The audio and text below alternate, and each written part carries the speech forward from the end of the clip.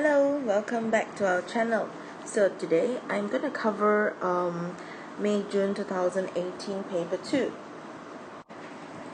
I'm going to neglect the first question from the paper because it is on the subtopic of sets, and from 2020 onwards the topics or the chapters are no longer in the syllabus, hence we are just going to skip that. Now let's start with question number 2. The variables x and y are such that y equals to ln of 3x minus 1. For x value, it has to be more than 1 over 3. So find the derivative of the equation. dy dx will be equivalent to 1 over 3x minus 1, and then multiply with the derivative of 3x minus 1, which is equivalent to 3. Hence, the answer will be 3 over 3x minus 1.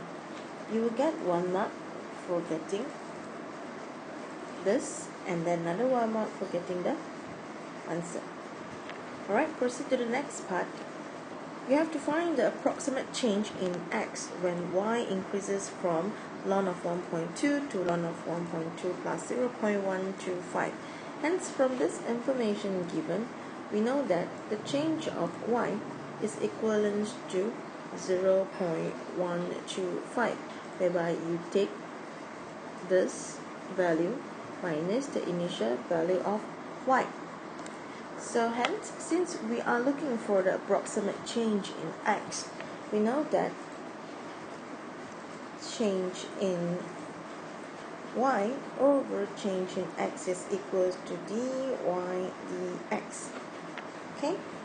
Hence, we can also write it as change in x over change in y is equals to dx over dy. And therefore, the change in x will be able to be found by taking dx over dy multiply with the change in y, and we have the dy over dx from the previous part.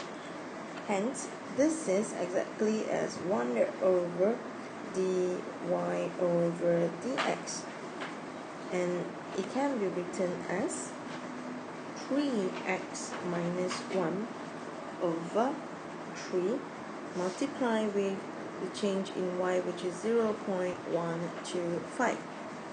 And what will be the value of x? Since we know that the y value is equals to ln of 1.2 initially, so we will be able to get the value of x by substituting the value of y in the initial equation. So going back to the equation, so y is equals to ln of 3x minus 1. So we can write as 3x minus 1 ln is equals to ln of 1.2.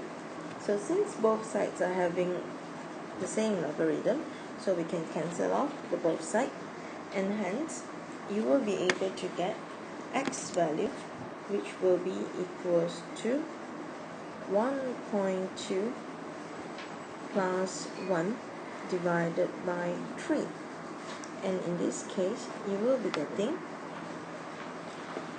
11 over 15. Alright, and then substitute the value of 11 over 15 at the position of x. 3 times 11 over 15 minus 1 over 3 multiply with the change of x. Okay, put all the values in the calculator and you should be able to get the answer as 0.05. Hence, for this question, if you manage to get the value of x correctly, then you will be able to get 1 mark. Follow with substitution of the correct chain rule, where you will get another 1 mark here. Lastly, the final answer of the change of x. Let's proceed to question number 3. So you're given a 12 characters in the table, and you need to form a 7 character password. So where each character may be used only once. So find the number of different passwords if there are no restrictions. So since you are given 12 characters, so all we need to do is take 12 and then you are to choose 7, okay, without repeating them, hence permutation will be used. So putting the values in your calculator, you should be able to get 3,991,680. Okay, with this you will be able to get 1 mark. The next question, if the set of password has to start with a digit, so we are going to have 7 different character, so 7 different character, 1 2 3 4 5 7, and the first one has to be a digit. So if the first has to be the digit, that means total you have 4 different digits to be chosen, and then you only need to select 1. And then remaining, since out of 12 you have selected 1, so you left with 11 different characters, and you have another 6 characters to be filled up. So hence it is 11p6. So the answer will be 4p1 multiplied with 11p6, which in turn is given you 1330560. With this, you will be getting 1 mark. Question part 3 says that the password should contain 4 uppercase letters and 3 uppercase letters, where these 2 sets of letters must be together. So in this case, let us say that we have 4 uppercase alphabets and also 3 lowercase letters. So within the section or within this block, it can be arranged in 4 factorial ways, and within this section it can be arranged in 3 factorial ways. So these 2 blocks can be shuffled and rearranged, where it is another 2 factorial ways. So hence the calculation for this particular part will be 4 factorial multiplied with 3 factorial multiplied with 2 factorial, and you will be able to get your answer as 1152. You will be getting marks for either this 1 mark and this 1 mark. Lastly, answer will be 1 mark. We will proceed to question number 4. So it is given that x plus 4 is a factor of the function of p, and when the function is divided by x minus 1, the remainder is b. So you have to show that a is equal to negative 23 and find the value of constant b. So the first information from the question is given that x plus 4 is a factor. So when x plus 4 is a factor, which means that when we substitute negative 4, okay, in the position of x, you will be able to get 0. Hence, your first step should be substitution of negative 4 in the function of p. So you have 2 multiplied with negative 4 to the power of 3 plus with 3, negative 4 to the power of 2 plus with a, negative 4 minus 12 equals to 0. So with this, you will be able to get your very first mark, because question asks you to show. So hence, from here, simplify, you will be able to get a as equivalent to negative 23. To find the remainder as b, so we substitute p when x is equivalent to 1, it should be able to get b. So hence, with the values that we have got from a equals to negative 23, so 2 multiplied with 1 to the power of 3 plus with 3 multiplied with 1 to the power of 2 minus 23 times with 1 minus 12, it will give you the value of b. Hence, simplify this equation and you will be able to get b equals to negative 13. t. So with this, you are getting your second mark. Part 2 of question 4, asking you to factorize the function of p completely and state all the solution for px equivalent to 0. So what you can do now is, since you know that x plus 4 is the first factor for the function of p, so you can use long division to find the quadratic function of the equation. So let's proceed with the steps. We will proceed with the steps by doing long division. So from here, first, this will be 2x to the power of 2 multiplied with x and plus 4. So hence you are getting 2x to the power of 3 plus with 8x to the power of 2. And hence from the top line to the bottom line is minus. So hence you are getting negative 5x squared minus 23x. Continue to eliminate negative 5x squared. So I multiply with negative 5x. So you'll be getting negative 5x squared negative 20x. So since it is minus, so here you will be getting negative 3x minus 12. So eliminating the negative 3x, so you multiply with negative 3 on top. So you have completed the long division. So hence px can be written as the first factor, x plus 4 multiplied with 2x squared minus 5x minus 3. Alright, so hence factorize the quadratic equation. You will be able to get 2x plus 1 and then with x minus 3. So with this, you are getting all the factors for px, and hence solution when px is equals to 0, x will be equivalent to negative 4. That's our first answer. Continue with negative 1 over 2, and lastly x will be equivalent to 3. So there will be 4 marks for these questions.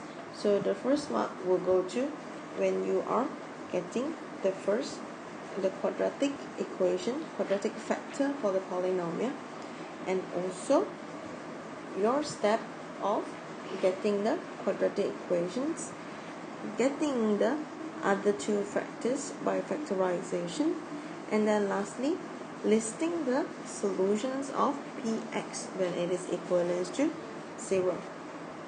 We are going to proceed with the next question. Function of f is defined as fx equals to 1 over 2x minus 5. So we have to find an expression for f inverse. So in this case, the first step we can do is let y equals to 1 over 2x minus 5. Then all you need to do is write x as a subject.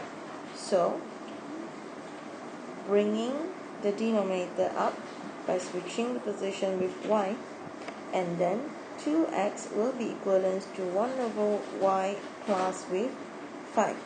Hence, x can be written as 1 over 2y plus with 5 over 2.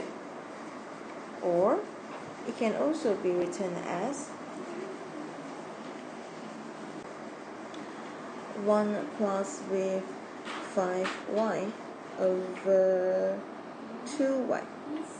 Okay, so to write it in terms of x, so it can be written as 1 over 2x plus 5 over 2, or 1 plus with 5x over 2x. Alright, you're working to make x as a subject will give you 1 mark, and then getting the correct expression for f inverse will give you another 1 mark. For part 2, you have to state the domain of f inverse of x. As you can see from the f inverse expression that we have got in the previous question, 1 plus 5x over 2x, which means that this particular value cannot be equivalent to 0. In fact, it has to be more than 0. Hence, x value has to be more than 0 for the inverse function to be valid. So 1 mark with the answer of x more than 0. For the next question, you have to find an expression for f power 2 of x, giving your answer in the form of ax plus b over cx plus d. So in this case,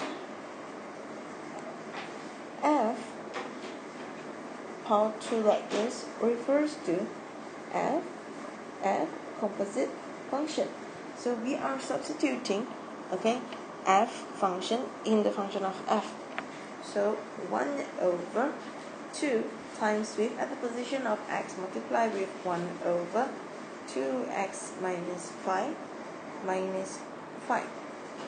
So with this, simplify this, you will give me 1 over 2 minus 5 times with 2x minus 5 divided by 2x minus 5. Okay, so in this case, simplify your equation. It will give you 2x minus 5 over 2 minus this will give you 5 times 2 will give you 10x, and then plus with 25. So lastly, you will be getting 2x minus 5 over negative 10x plus with 27. So that's your final answer. So you will get your first mark by your attempt to substitute function of f in the position of x, and then your attempt to expand the equation and simplify. Lastly, it completes to the final answer as requested form. We will now move on to question number 6, where you are given a diagram. AOB and DOC are sectors of a circle center O. The angles of AOB is given x radian, and the length of arc of AB is 40. Radius of OB is given as 16. Find the value of x. So this is relating to, because since length of arc is given, so we can make use of the formula whereby we have S is equivalent to R theta.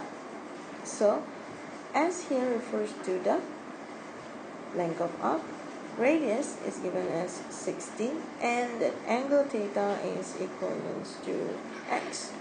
So with this, x will give you 40 over 16, leaving your answer in radian, 2.5 radian. Right?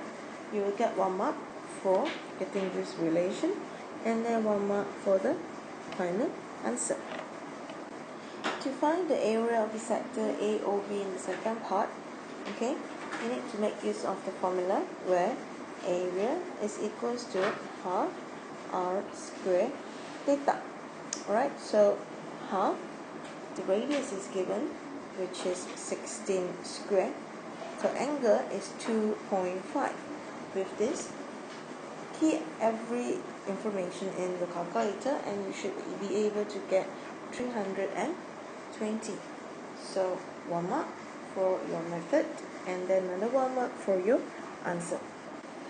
Part 3 of the question, given that the area of the shaded region ABCD is 440, so you are requested to find the length of OC, which is the radius for the smaller circle.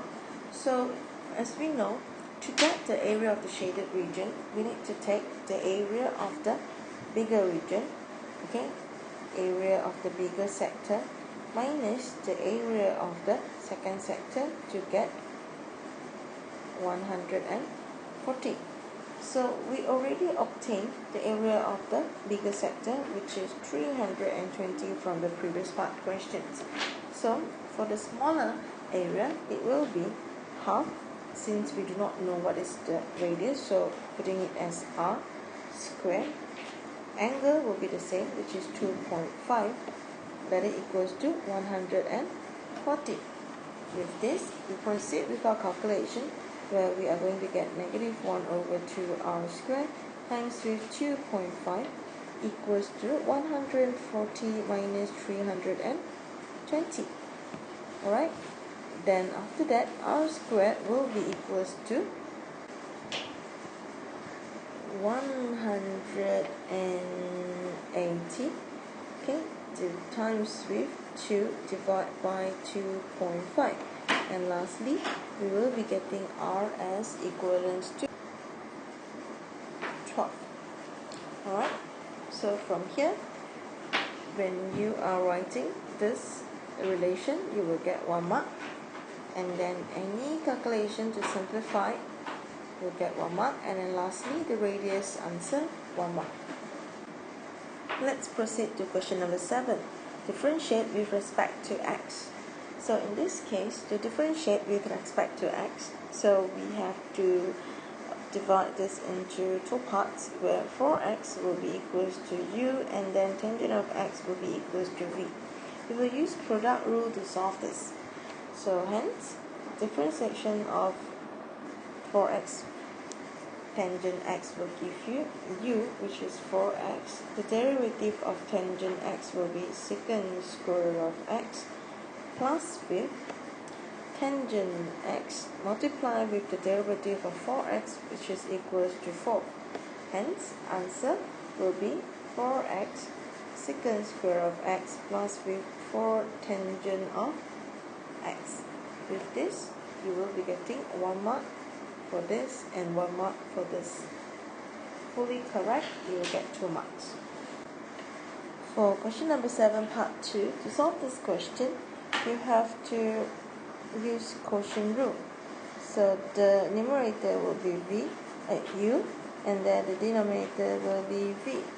So hence, we will do part by part, where you get, since u is equals to exponential of 3x plus 1, du dx will be equivalent to 3 exponential 3x plus 1, and hence dv dx will be 2x. So to proceed with this, substitute into the quotient rule, where v is x squared minus 1 times with du dx 3 exponential 3x plus 1 minus u, which is exponential of 3x plus 1 multiplied with dv dx, which is 2x, divided by v squared, which is x squared minus 1 to the power of 2. Okay, so you can leave your answer this way, where this will already give you the 4 marks. Marks will be given if you have this, the derivative of u, and then the derivative of v, and then substitute all in the quotient root. We will now proceed to question number 8. So you have an experiment carried out recording values of y for certain values of x. So the variables of x and y are thought to be connected by the relation of y equals to ax to the power of n. So now you have to transform the relation into a straight line form. So in this case, you can add logarithm to the equation so that you can bring down the power of n. So in this case, I will be adding log with the base of e, which is ln, to the equation. So it makes ln of a x to the power of n. So according to the product law, so this can be broken down into ln of a plus with ln of x to the power of n. Hence, bringing the power of n down, right, you will be getting ln of a plus with n ln of x. So you are getting an equation whereby if I rearrange it into y equals to mx plus c form, ln of ln x plus with ln of a, you will be able to see this is the y, and then n will be the gradient, this will be the x-axis, and ln of a will be the y-intercept. So with this, you will be able to get marks when you have add logarithm to the equation, 1 mark, and then correctly write it in the straight line form. So the next part of the question is you have to make use of the information from the graph and then to look for the value of a and the value of n. So in this case, we can first attempt to look for the value of a, because we can see the y-intercept from the graph. So as you can see here, the y-intercept is equivalent to about 4.7. Hence, ln of a, the y-intercept, is equivalent to 4.7.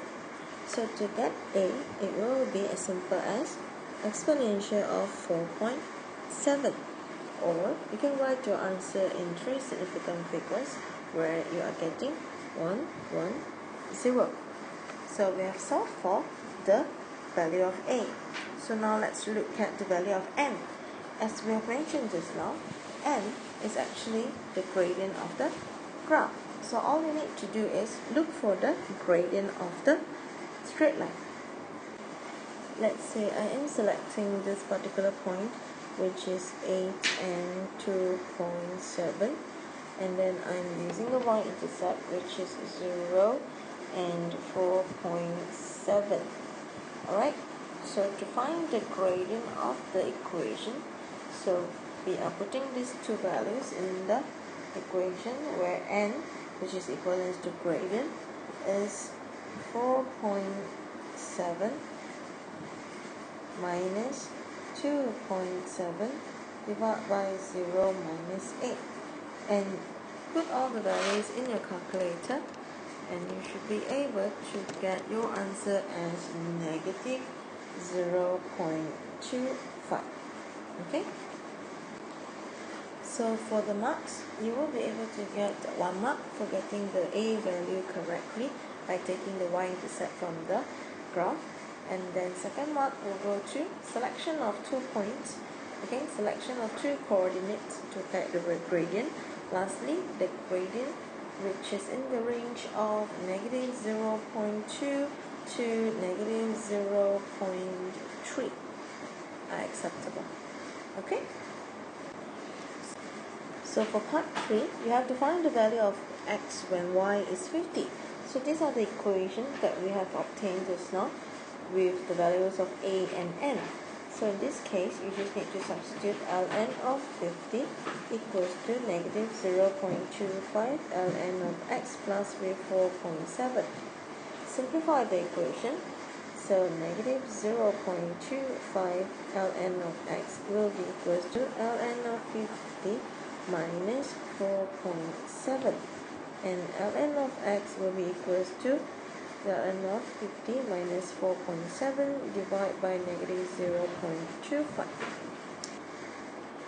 So with this, you will get ln of x equals to 3.15, where x will be equals to exponential of 3.15, where you will be getting the answer as 23.4.